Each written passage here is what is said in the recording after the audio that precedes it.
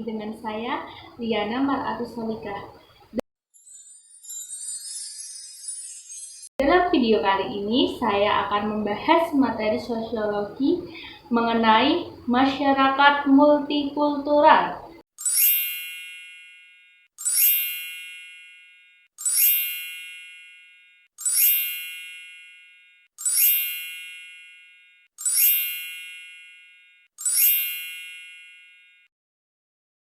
Nah, yang akan saya bahas dalam video ini meliputi pengertian masyarakat multikultural, sifat-sifat masyarakat multikultural, ciri-ciri masyarakat multikultural, sebab terjadinya masyarakat multikultural, jenis-jenis masyarakat multikultural, permasalahan yang terjadi dalam masyarakat multikultural, serta dampak yang ditimbulkan dari adanya masyarakat multikultural. Nah, dampak ini meliputi dampak positif dan dampak negatif adanya masyarakat multikultural. Yuk langsung aja kita simak videonya. Yang pertama, pengertian masyarakat multikultural. Masyarakat multikultural sendiri terdiri dari 3 kata. Yang pertama, masyarakat, multi, dan kultural. Masyarakat memiliki arti kehidupan manusia yang saling toleransi dan interaksi. Sedangkan multi berarti beraneka ragam dan kultural berarti kebudayaan.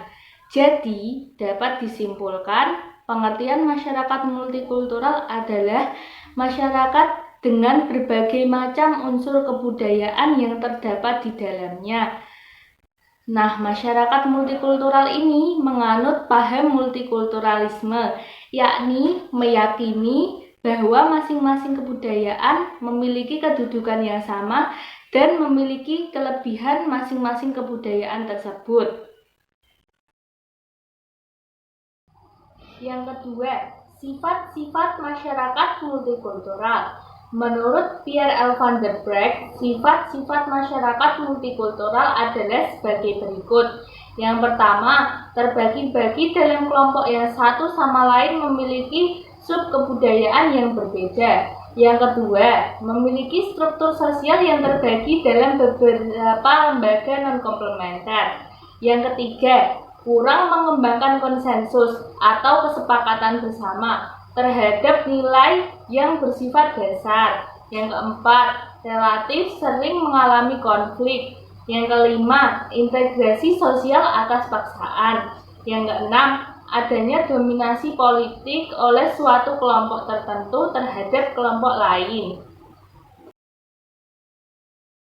Ciri-ciri masyarakat multikultural. Yang pertama, mempunyai struktur budaya lebih dari satu. Yang kedua, nilai dasar adalah kesepakatan bersama yang sulit bisa maju. Yang ketiga, struktur sosial sifatnya non-komplementer. Yang keempat, terjadi dominasi ekonomi, politik, dan sosial budaya. Yang kelima, proses integrasi berjalan lambat. Yang keenam, terjadi konflik sosial yang berbau sara. Selanjutnya, penyebab terjadinya masyarakat multikultural. Ada 5 penyebab terjadinya masyarakat multikultural. Di antaranya, yang pertama, perbedaan struktur geologi. Yang kedua, posisi silang atau strategis. Yang ketiga, bentuk wilayah yang terpecah-pecah. Yang keempat, sejarah. Dan yang terakhir, akumulasi budaya. Selanjutnya, jenis-jenis masyarakat multikultural.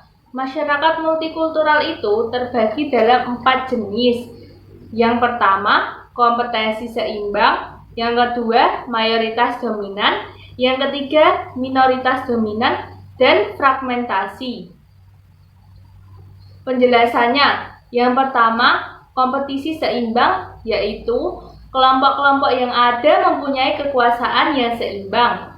Yang kedua, mayoritas dominan, yaitu kelompok terbesar mendominasi. Yang ketiga, minoritas dominan, kelompok yang terkecil yang mendominasi. Yang keempat, fragmentasi, Masyarakat terdiri dari banyak kelompok yang kecil, tidak ada yang mendominasi. Perilaku masyarakat multikultural. Multikulturalisme dan perubahan kebudayaan erat kaitannya dengan sikap toleransi dan empati sosial. Toleransi dan empati mendorong terjadinya komunikasi dalam masyarakat. Toleransi akan mengurangi pertentangan dan empati akan menimbulkan sikap saling merasakan perasaan orang lain. Selanjutnya, permasalahan yang sering terjadi dalam masyarakat multikultural. Ada 5 pokok masalah yang sering terjadi dalam masyarakat multikultural. Di antaranya, konflik antar suku, konflik antar agama, konflik antar golongan, konflik vertikal, dan lunturnya identitas budaya Indonesia. Selanjutnya, dampak adanya masyarakat multikulturalisme. Ada dampak positif dan dampak negatif. Dampak positifnya adalah 1. Adanya keanekaragaman tersebut membuat masyarakat lebih terbuka ketika ingin menjalankan hubungan sosial. Yang kedua, menerima kekurangan dari masing-masing kelompok masyarakat. Yang ketiga, saling menghargai perbedaan. Perbedaan bukan suatu pembatas untuk menjalin suatu hubungan.